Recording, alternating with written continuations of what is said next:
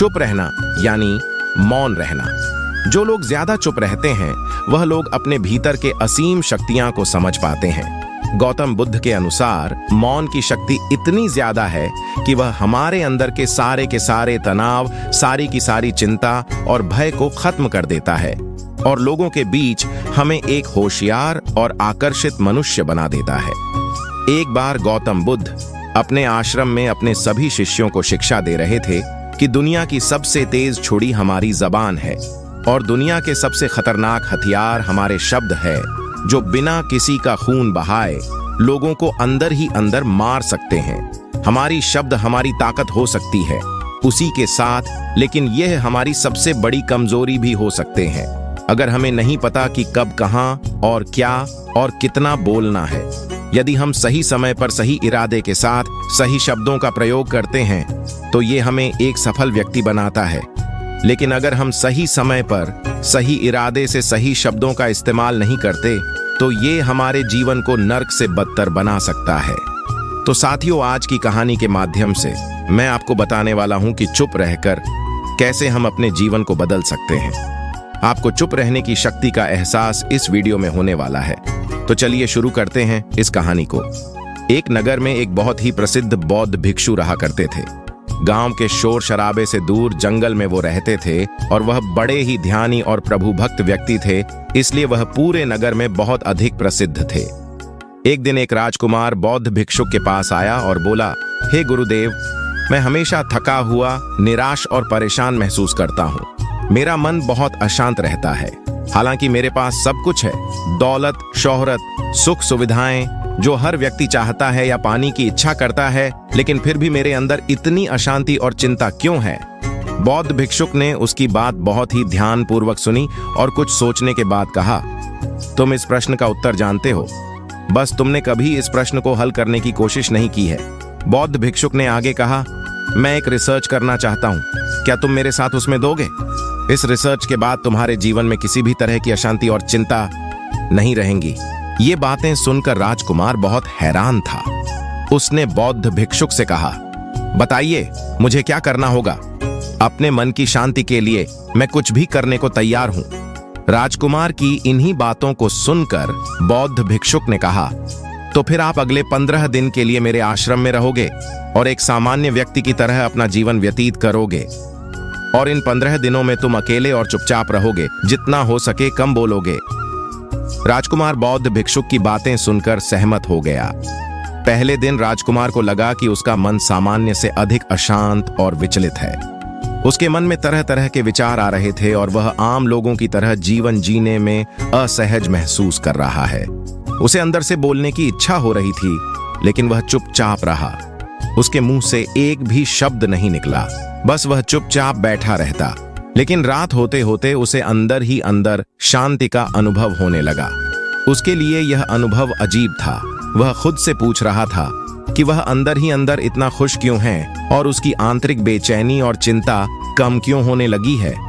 अगले दिन राजकुमार अकेला चुपचाप बैठा रहा और वह प्रकृति को निहार रहा। वह पौधों को, फूलों को, आकाश में उड़ रहे पक्षियों को।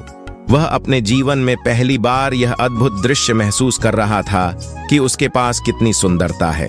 वह दिन भर प्रकृति की सुंदरता को निहारता रहता और उसकी ताजगी को महसूस करता रहता। इसी तरह से 10 दिन बीत गए और उसके मन की सारी बेचैनी, सारी हलचल, सारी उथल पुथल और सारा तनाव गायब हो गया। 11वें दिन की सुबह राजकुमार फिर से एकांत में बैठ गया और कुछ ही मिनटों में उसकी आंखें अपने आप बंद हो गईं और वह गहरे ध्यान में चला गया। वो पूरे दिन वहीं पर आंखें बंद करके बैठा रहा और गहरे ध्यान में डूबा रहा। ना कोई शब्द, ना कोई चिंता। राजकुमार भीतर से असीम शांति और आनंद से भर गया। राजकुमार अपने बाकी के 4 दिन इसी तरह गहरे ध्यान में व्यतीत करने के बाद 15 दिन बाद बौद्ध भिक्षुक के सामने प्रस्तुत हुआ और बौद्ध भिक्षुक को प्रणाम करके बोला, हे गुरुदेव, मुझे उत्तर मिल गया कि मेरे मन में इतनी उथल पुथल और चिंता क्यों थी। मैं जान गया कि मेरा मन इतना अशांत और विचलित क्यों था। बौद्ध भिक्षुक मुस्कुराते हुए पूछे, बताओ क्या उत्तर मिला तुम्हें? राजकुमार ने कहा, मैं आवश्यकता से अधिक बातें करता था। मैं किसी पर भी अपने शब्द और ऊर्जा व्यर्थ करता था। मैं दिन भर अपने लोगों से फालतू की बातें करता रहता और फिर उन्हीं के बारे में अकेले में सोचता रहता और ज्यादातर समय नकारात्मक ही सोचता रहता। इस तरह मैं बस अपना समय बर्बाद कर रहा था। ज्यादा बोलने और नकारात्मक सोचने की वजह से मेरा मन अशांत और बेचैन हो गया था और इसी वजह से मैं किसी भी काम को ठीक से नहीं कर पा रहा था, जिसकी वजह से मैं हर काम में असफल होने लगा और फिर इन्हीं लगातार मिलने वाली असफलताओं की वजह से ही मैं और भी उदास और चिड़चिड़ा हो गया। इन्हीं सभी चीजों की वजह से मेरा जीवन नष्ट हो रहा था। लेकिन यहाँ पर बिताए हुए 15 दिन मेरे लिए पूरी तरह से अलग थे। मुझे कुछ अलग ही एहसास यहाँ पर हो रहा था। अब मुझे ऐसा लग रहा है मैं अपना जीवन पूरी तरह से जी रहा हूँ, लेकिन इससे पहले मैं अपना जीवन गलत तरीके से जी रहा था और मैंने यह भी सीखा कि हमें सिर्फ ध्यान करने की जरूरत नहीं है। ध्यान अपने आप होता है जब हम शांत और मौन होते हैं। ध्यान के पिछले कुछ दिनों के दौरान मैंने जो पहली चीज सीखी वह यह है कि मनुष्य के जीवन की सबसे महत्वपूर्ण चीज स्वयं को जानना ही है। यह सुनकर बौद्ध भिक्षुक ने कहा, सिर्फ तुम ही नहीं, दुनिया में ज्यादातर लोग जरूरत से ज्यादा बोलते हैं। आज भी लोग ज्यादातर समय केवल एक दूसरे को नीचा दिखाने के लिए ही बोलते हैं। कुछ लोग ना चाहते हुए भी बातें करते हैं और अपना जीवन बर्बाद कर लेते हैं। बौद्ध भिक्षुक ने राजकुमार को चुप रहने का महत्व समझाते हुए कहा। एक बार गौतम बुद्ध से उनके शिष्यों ने पूछा, प्रिय बुद्ध, आप ज्यादातर समय चुप क्यों रहते हैं? बुद्ध ने कहा, क्योंकि चुप रहने से व्यक्ति अंदर से अनंत शांति की गहराइयों में होता है। मौन अपने भीतर उतरने की पहली सीढ़ी है। मौन के बिना स्वयं को जानना असंभव है। स्वयं को जानने और समझने का पहला नियम है कि मौन हो जाओ, उतना ही बोलो जितना अत्यंत आवश्यक हो। बेफिजूल की बातें करना छोड़ दो। तुम अचानक पाओगे कि 90% से भी ज्यादातर लोग व्यर्थ ही ज्यादा बोलकर अपना समय बर्बाद कर रहे हैं। ना बोलने का कोई भी नुकसान नहीं है, लेकिन यदि आप ज्यादा बोलते हैं तो आप अत्यधिक गलती कर देते हैं। अगर व्यक्ति कम बोलना शुरू कर दें तो दुनिया की 90% मुसीबतें कम हो जाएंगी, झगड़े फसाद कम हो जाएंगे, उपद्रव कम हो जाएंगे। अगर लोग थोड़ा चुप रहना सीख लिए, संसार की बहुत सारी समस्याएं हैं, बहुत सारा उपद्रव सिर्फ बोलने से पैदा होते हैं। सारी बात मौन सीखने की है। जब तुम नहीं बोलते तब तुम एकांत में अकेले हो गए, भरे बाजार में भीड़ में खड़े हो नहीं बोलते। हिमालय के शिखर में पहुंच गए जिसने मौन की कला जान ली, वो भीड़ में भी अकेले होने की कला जान लेता है। एकांत में तो आदमी स्वर्ग में है, दूसरे की उपस्थिति ही बेचैनी पैदा करती है। पहले तुम्हें चुप रहने की शक्ति को धारण करना होगा। इससे तुम अधिकतर ऊर्जा को बचा लोगे और फिर इस स्थिति में पहुंच जाओगे कि तुम कम बोलने लगोगे।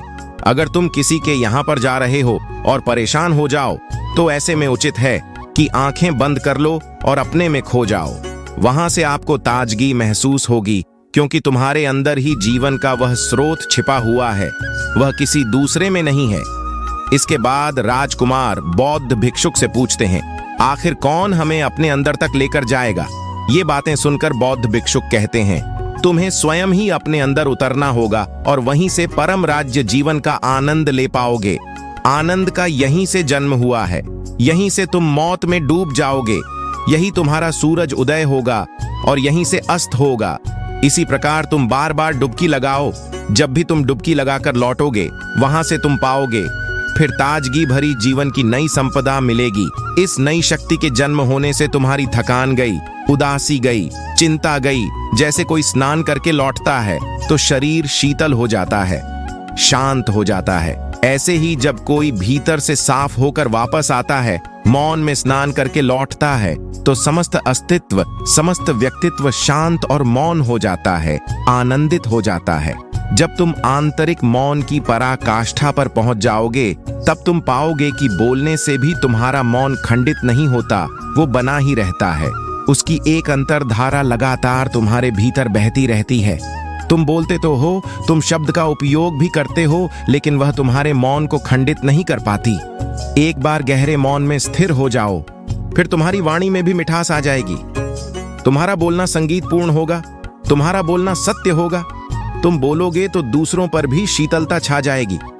जैसे ही तुम अंदर से चुप होते हो, तुम इतने शक्तिशाली होने लगते हो कि समाज की निर्भरता तुम छोड़ने लगते हो।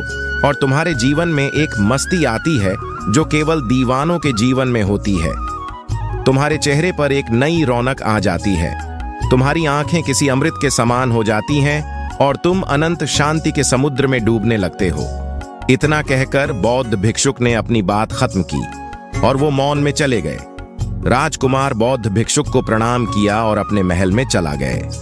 साथियों, आपने भी अनुभव किया होगा कि बहुत ज्यादा बात करने से दिमाग अशांत हो जाता है, जिससे हम अपने दिमाग पर नियंत्रण खो देते हैं और साथ ही अपना ध्यान भी खो देते हैं। जो लोग बहुत ज्यादा बोलते हैं, उनके पास किसी एक काम पर ध्यान केंद्रित करने की काबिलियत नहीं होती। वो अपने किसी भी लक्ष्य पर पूरी तरह से ध्यान केंद्रित नहीं कर पाते।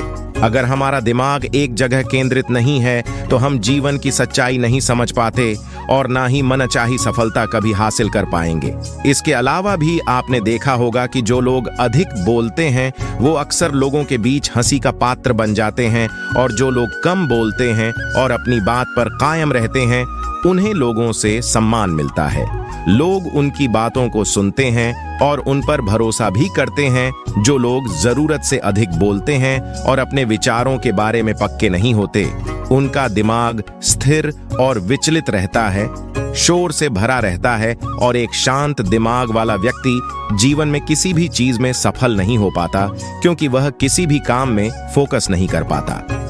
यदि किसी व्यक्ति को यह पता है कि उसे कब, कहां और क्या बोलना है, तो वह व्यक्ति सच में बहुत बुद्धिमान है। और ऐसा व्यक्ति जहां भी जाता है उसका व्यक्तित्व आकर्षण का केंद्र बन जाता है और वह जो कुछ भी करता है उसमें सफल अवश्य होता है। अगर हम किसी महान और सफल व्यक्ति के व्यक्तित्व को गहराई से देखें तो पाएंगे कि वो कम बोलते हैं और कम से कम शब्दों में अपनी बात खत्म कर देते हैं। वो बोलने से पहले वो चीज हो और जिसके बारे में उसे बोलना है उनके बारे में गहराई से सोचते हैं। लेकिन जो लोग बहुत ज्यादा बोलते हैं, बहुत बार वो झूठ भी बोलते हैं और अपनी बातों से दूसरों के मन और विचारों पर कचरा डालते रहते हैं। वह ज्यादातर समय दूसरों की बुराई करते रहते हैं, इसलिए उनके अपने भी उनसे नफरत करने लगते हैं। तो साथियों, यह वीडियो आपको कैसी लगी? मैं उम्मीद करता हूं इस वीडियो से आपको बहुत कुछ सीखने को मिला होगा। अपनी राय कमेंट बॉक्स में दें। फिर मिलते हैं अगले वीडियो में। जय हिंद।